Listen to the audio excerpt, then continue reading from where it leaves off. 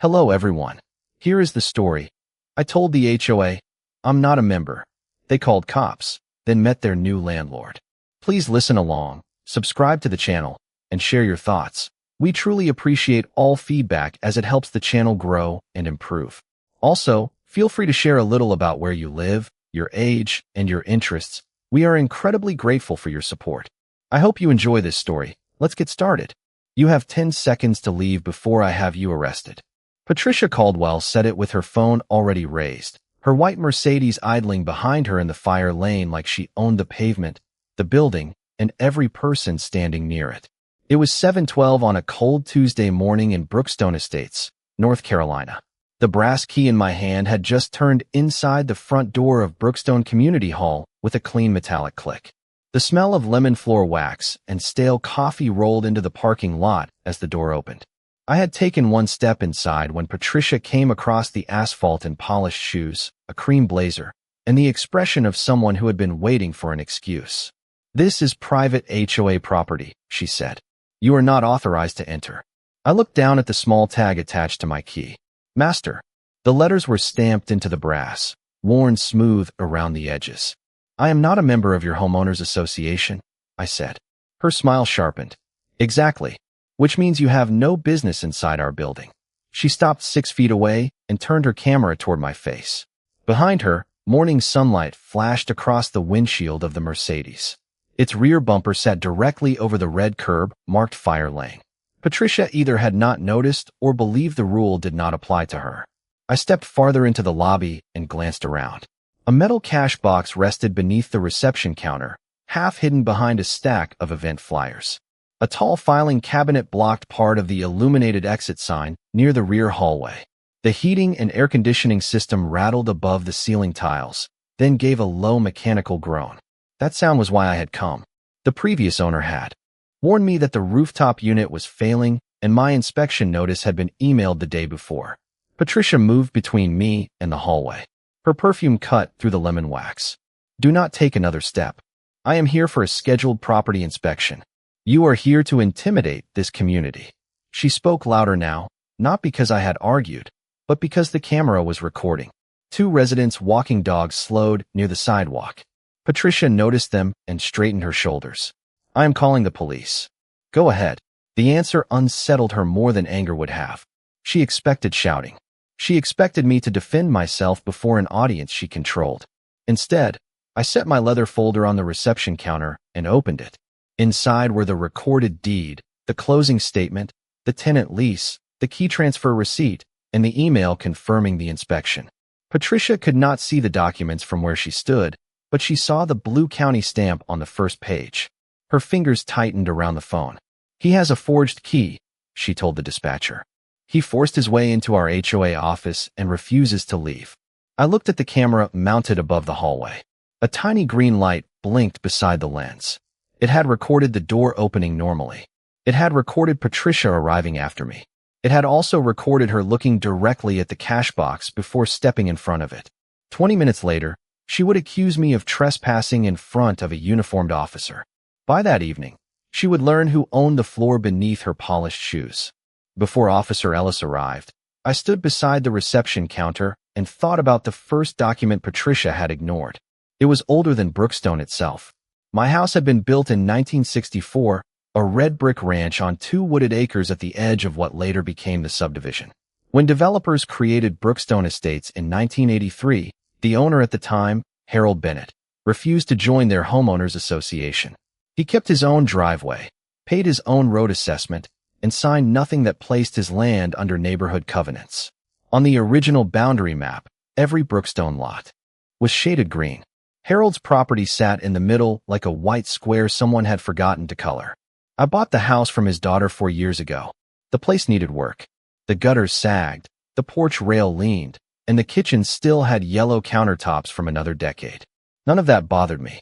I had spent 20 years managing commercial properties, inspecting roofs, reviewing leases, and learning that neglected buildings usually told the truth faster than people did.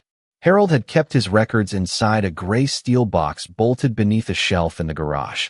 The first night after closing, I opened it with a key taped under the lid.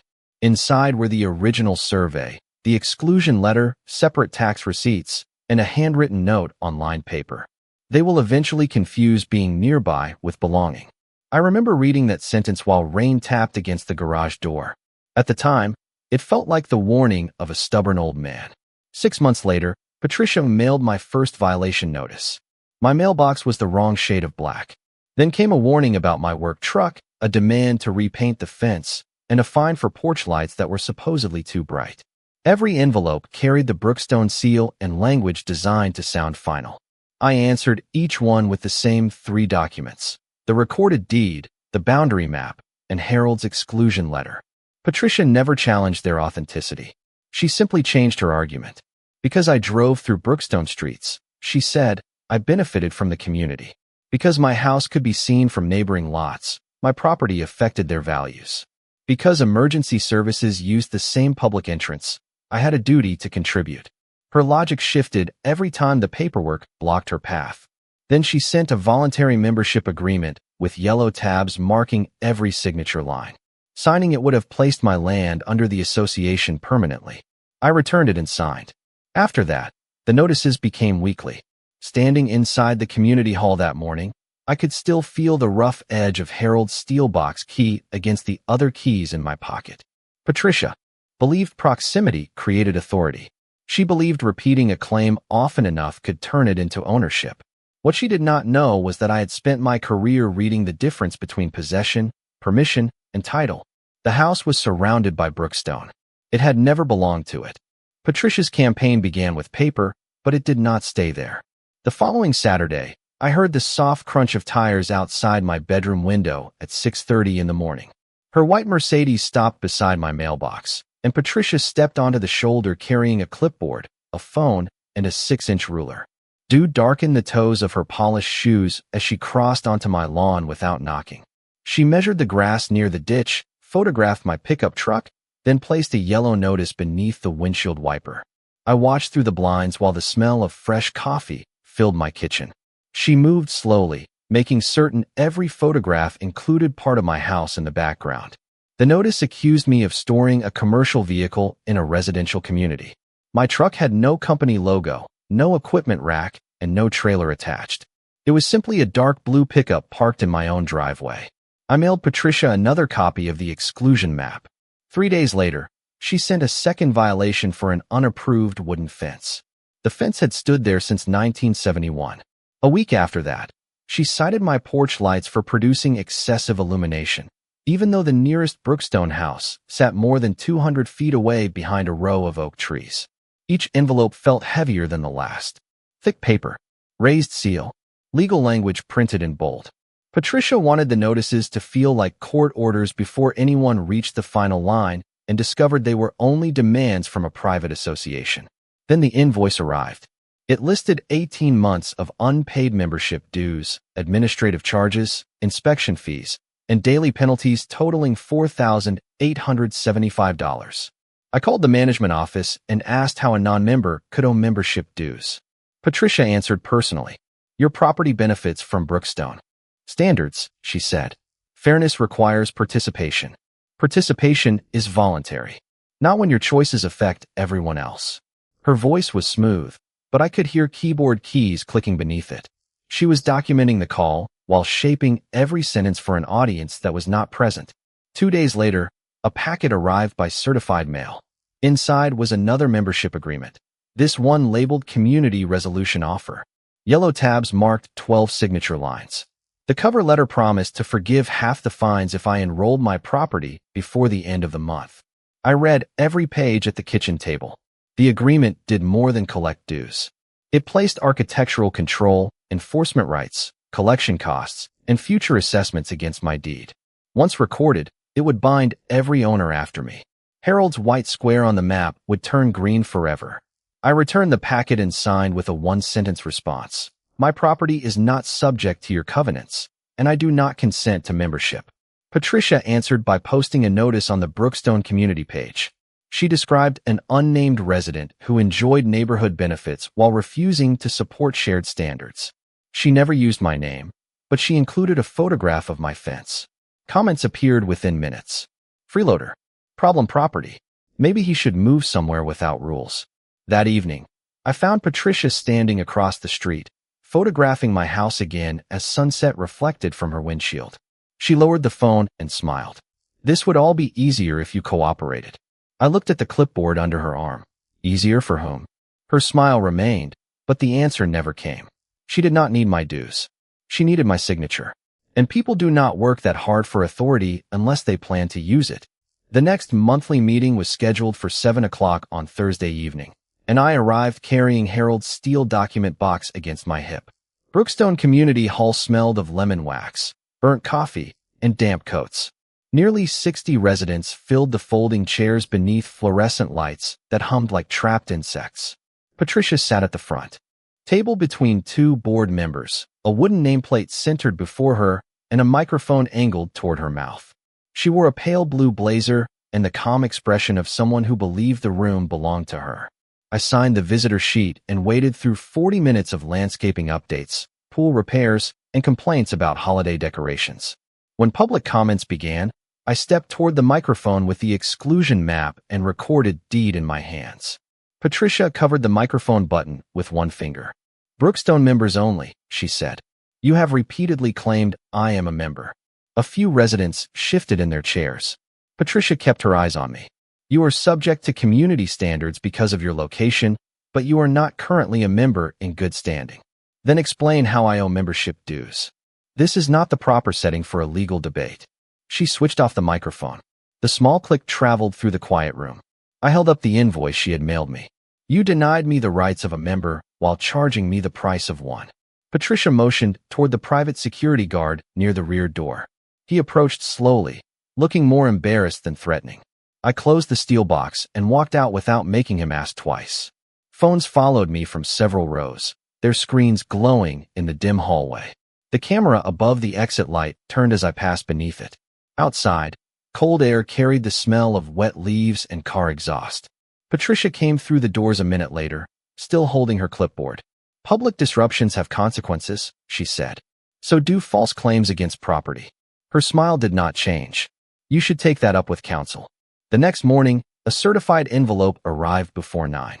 The paper inside listed $3,600 in retroactive dues, $1,250 in legal expenses, and a new $100 daily penalty for my fence. At the bottom was a warning that Brookstone intended to pursue all available collection remedies, including a lien against my property. The language was polished, but one sentence caught my attention. The offer to reduce the balance expired in 14 days if I signed the membership agreement.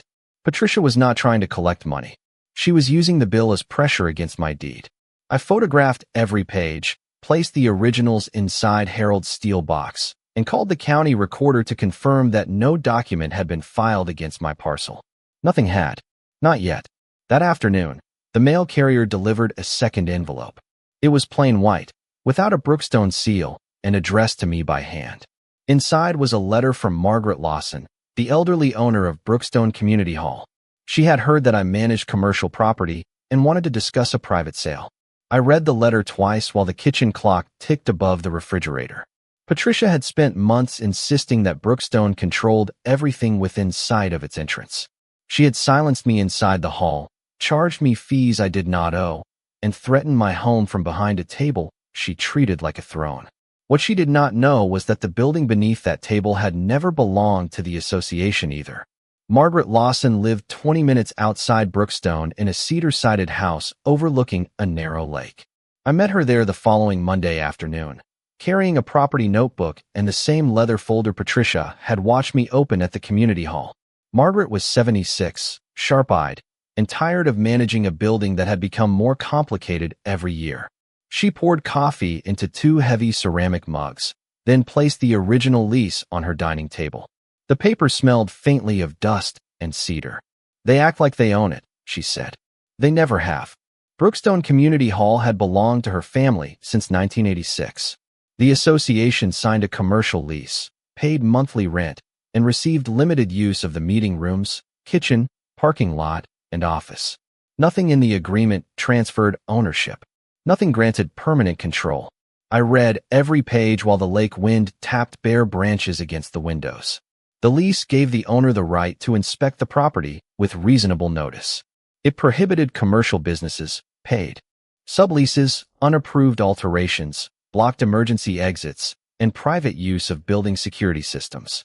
The tenant was required to maintain liability insurance, keep the fire lane clear, and provide updated certificates each year. Patricia Caldwell's signature appeared at the bottom of 3 amendments. She had initialed the safety clauses herself. Margaret slid a second folder toward me. Inside were photographs from the previous summer. One showed a real estate banner hanging inside the meeting room. Another showed tables decorated for a private reception. A third showed Patricia collecting envelopes near the reception counter. I asked about those events, Margaret said. She told me they were free community gatherings.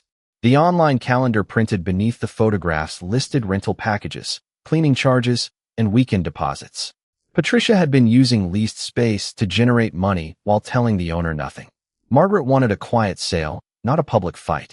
I inspected the roof, heating system, plumbing, parking lot, and electrical panels over the next week. The rooftop air conditioning unit was near failure. Water stains marked 2 ceiling tiles. The rear storage room had been divided by an unpermitted wall, and a security camera cable ran into the office Patricia used for her real estate work.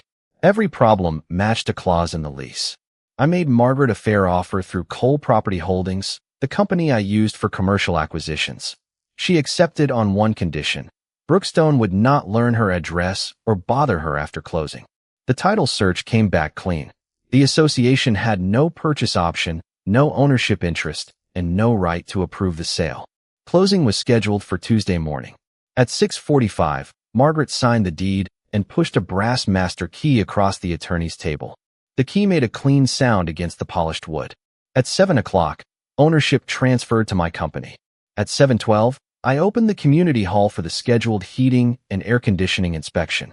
Patricia arrived seconds later and called the police before reading the notice emailed to her office. She thought I had chosen the wrong building to enter. In reality, she had chosen the worst possible morning to lie about who owned it. Officer Raymond Ellis arrived at 7:31, his patrol car rolling into the parking lot beneath a wash of pale morning light. Patricia met him before he reached the front door. Her voice carried through the glass. "That is the man. He entered with a copied key and refuses to leave." Officer Ellis looked past her at me, then at the door standing open behind my shoulder. I kept both hands visible on the reception counter beside my leather folder. The heating system groaned above us, and the smell of lemon wax seemed stronger in the cold air moving through the lobby. "Sir, may I see identification?" he asked. I handed him my driver's license. Patricia immediately began explaining that Brookstone owned the building, that I had been harassing the association, and that my pickup truck needed to be removed from the parking lot. Officer Ellis listened without interrupting. Then he asked the question she had avoided all morning. "Do you have a deed showing the association owns this property?" Patricia lifted her chin.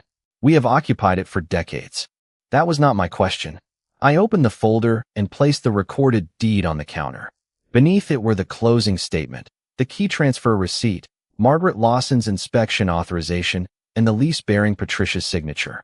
Officer Ellis read the property description, checked the county recording stamp, and compared my name to the identification in his hand. Patricia moved closer. "Cole Property Holdings is not him. That is some company." "It is my company," I said. I showed him the formation record and the closing attorney's confirmation. The officer turned to Patricia. "The documents indicate he has lawful access as the owner's representative." Her cheeks lost some of their color. "He never notified us." I slid the printed email across the counter.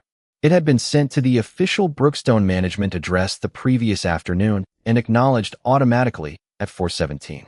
The inspection window began at 7 o'clock. Officer Ellis read it, then looked toward the hallway camera. "Does that system record the entrance?" Patricia hesitated. "For community security. Then it should show whether he forced the door." The green light above the lens continued blinking. Patricia shifted her phone against her palm. "This is still disruptive behavior. He told me he was not a member. He does not need to be a member to enter property he owns." The room went quiet except for the rattling air conditioning unit. Officer Ellis did not accuse Patricia of anything. He did not decide the lease dispute or comment on my history with the association. He simply wrote down what each of us had said and photographed the documents with his department tablet. That was enough. Patricia had described herself as the owner on a recorded call. She had accused me of using a false key after receiving written notice. She had demanded that police remove me from a property titled to my company. Before leaving, Officer Ellis glanced through the front windows at her Mercedes resting across the red curb. "Ma'am, you need to move that vehicle. This is a marked fire lane." Patricia stared at him as though the curb had betrayed her personally. I watched her walk outside while he completed the incident report. The rule she expected everyone else to obey had been written in red beneath her own tires. I signed the acknowledgement line, accepted the report number, and returned the papers to my folder. The officer had not taken my side. He had done something far more useful. He had documented hers. By 6:45 that evening, every folding chair inside Brookstone Community Hall was occupied. Word had spread that Patricia planned to explain the morning incident, and the parking lot filled with residents before sunset. The room carried the same smell of lemon wax and burnt coffee, but the atmosphere had changed. Conversations stopped whenever the front doors opened. Patricia sat behind the long board table in a cream blazer, speaking quietly with two directors while her white Mercedes rested in a legal space near the far curb. The red fire lane remained empty. I entered carrying my leather folder and the brass master key. Several people turned to watch me cross the room. Patricia tapped the microphone before I reached the back row. "Tonight we need to address an unauthorized intrusion into association property," she began. Her voice was controlled, but the edge beneath it was easy to hear. "This morning, an individual with a history of refusing community standards entered our office using a questionable key and disrupted normal operations." A photograph appeared on the projector screen. It showed Officer Ellis standing beside the reception counter while I held my folder. The image had been cropped so the recorded deed, the lease, and the key transfer receipt were outside the frame. Patricia continued.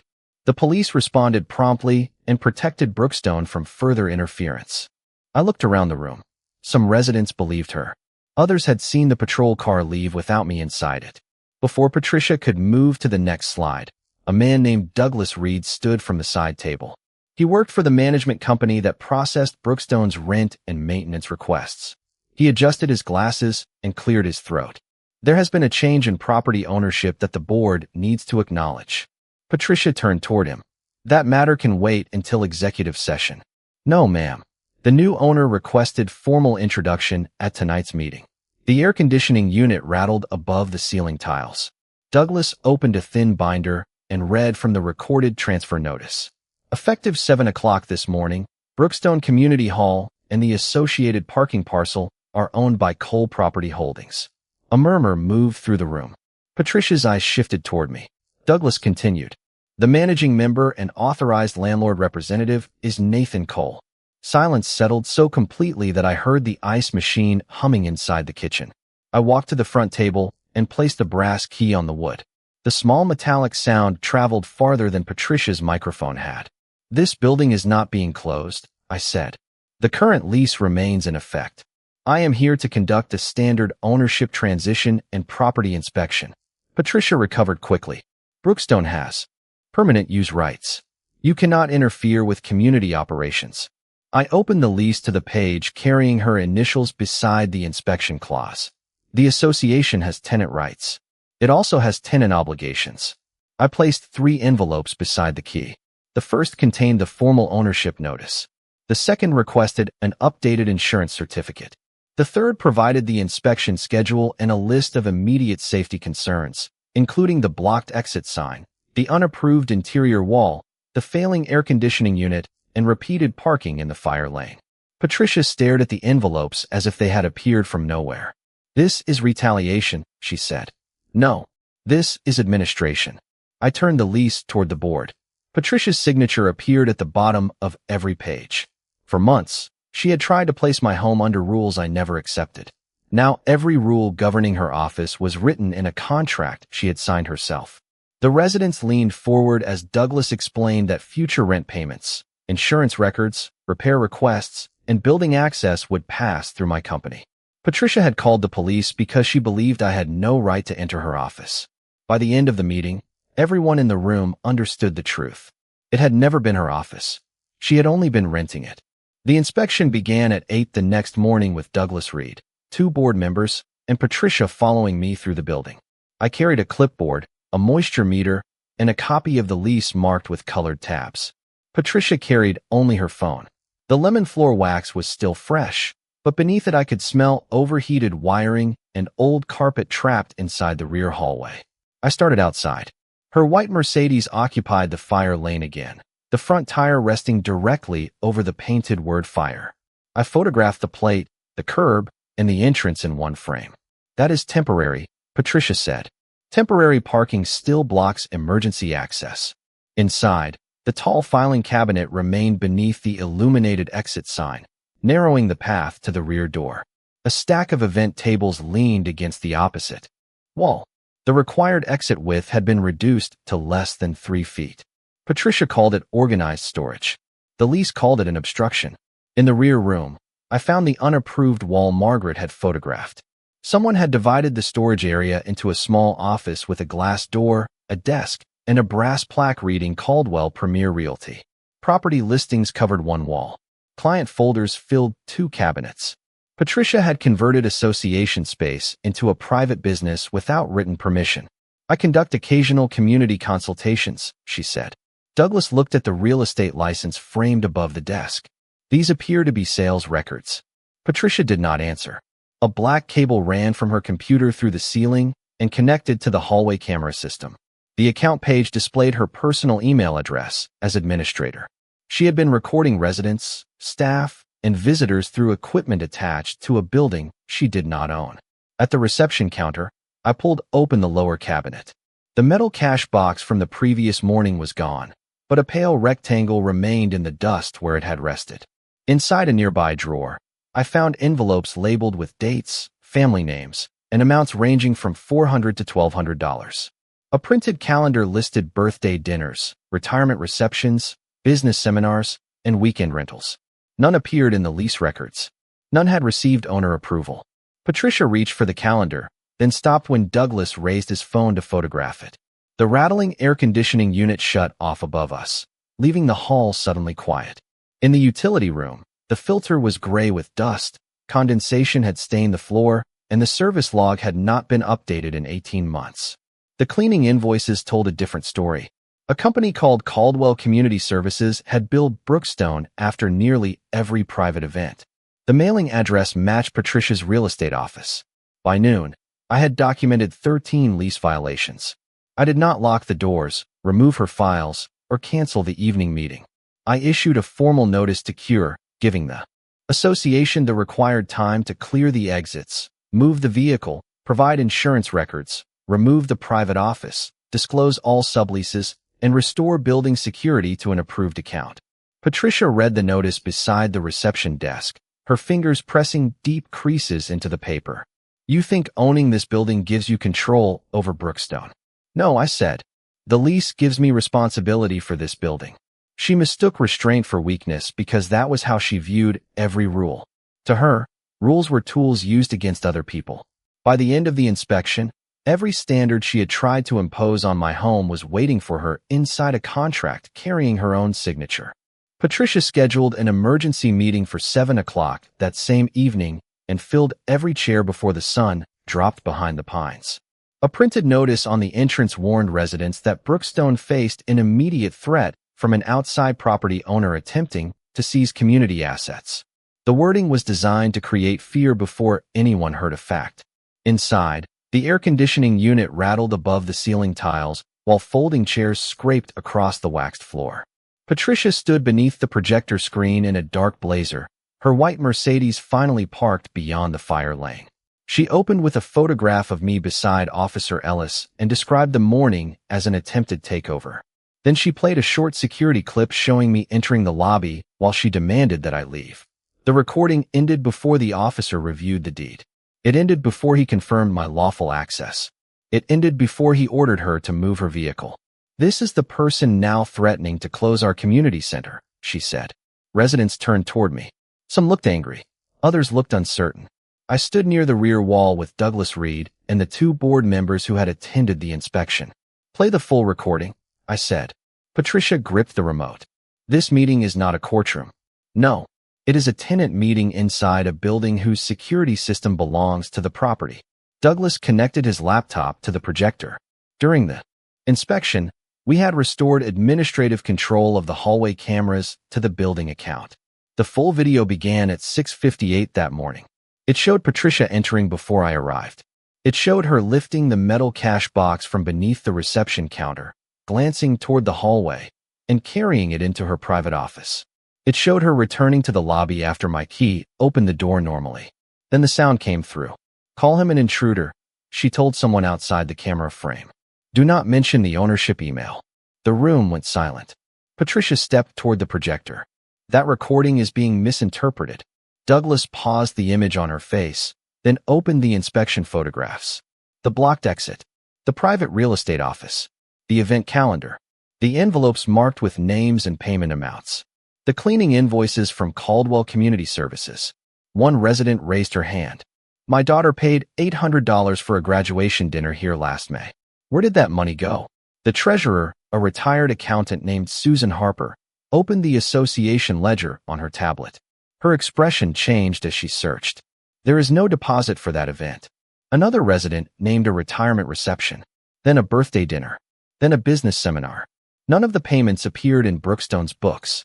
Patricia tried to regain control of the microphone. "Those funds covered maintenance and staffing." Susan looked up. "Then there should be receipts." I placed copies of the event calendar, cleaning invoices, and lease provisions on the front table. I did not accuse Patricia of theft. I did not need to. The missing entries, the private company address, and the hidden cash box were speaking for themselves. One board member made a motion to suspend Patricia's authority pending an independent audit. The second board member approved it. Residents voted by raised hands. Patricia watched the room she had controlled for years turn away from her one person at a time. When the count ended, Douglas collected her building access card and placed it beside the brass master key. The same camera she had used to shape the story had preserved the part she tried to erase. The same meeting she called to condemn me became the first public record of her own deception. The independent audit took 6 weeks, and every week added another page to the file. Susan Harper worked with an outside accounting firm while Douglas Reed gathered rental calendars, deposit records, cleaning invoices, and bank statements. The numbers told the same story the hallway camera had started. Patricia had used Brookstone Community Hall for private events, real estate seminars, and paid receptions without reporting the full income to the association or the property owner. Caldwell Community Services had received thousands of dollars for cleaning and coordination work, even though the company operated from the same address as her real estate office. Some event payments had entered Brookstone accounts and then disappeared through vague administrative charges. Others had never reached the association at all. The board transferred the records to the appropriate county investigators and formally removed Patricia from office. I did not celebrate when Douglas called with the result. I stood inside the empty hall, listening to the old air conditioning unit rattle above the ceiling, and watched late afternoon sunlight stretch across the waxed floor. The building looked ordinary again. No raised voices. No phones aimed at anyone. Just folding chairs, cooling coffee, and paperwork waiting to be put in order. The new board moved quickly. The filing cabinet was pulled away from the exit. The rear hallway was cleared to its full width. Contractors removed the unapproved wall and restored the storage room. The private real estate plaque came down. Building security was transferred to a neutral management account, and every copied access card was canceled. I replaced the exterior locks, then issued new keys through a written sign-out system. The white Mercedes never returned to the fire lane. Brookstone paid the overdue maintenance charges, provided current insurance records, and signed a lease amendment requiring public event reports and transparent accounting. Rental income would now appear in monthly statements available to every resident. The board also sent me a separate recorded acknowledgement concerning my home. It confirmed that my 2-acre parcel remained outside the association, carried no Brookstone dues, and could not be fined or enrolled without my written consent. Every violation Patricia had issued was withdrawn. The lien threat disappeared. Harold Bennett's white square remained white on the official map. I placed the acknowledgement inside his gray steel box beside the original survey and exclusion letter. Officer Ellis sent me a copy of the incident report after the investigation request was filed. Patricia's claim that I had entered with a false key appeared beside the deed number, the inspection notice, and the officer's finding that I had lawful access. The call she made to remove me became the first neutral record showing how far she was willing to stretch the truth. Months later, I attended a Brookstone meeting to review roof repairs and the new heating system. The room smelled of fresh coffee instead of burnt coffee, and the exit sign glowed clearly above an empty hallway. Residents asked questions without having their microphones switched off. Susan presented the financial report on the projector, including every dollar collected from community events. When the meeting ended, I locked the front door with the same brass master key Margaret had pushed across the closing table. Patricia had spent months trying to make me a member of her association. In the end, she learned the difference between controlling a board and owning the building where that board meets. Power did not need to shout. It signed the lease, kept the receipts, and waited for the truth to enter the room.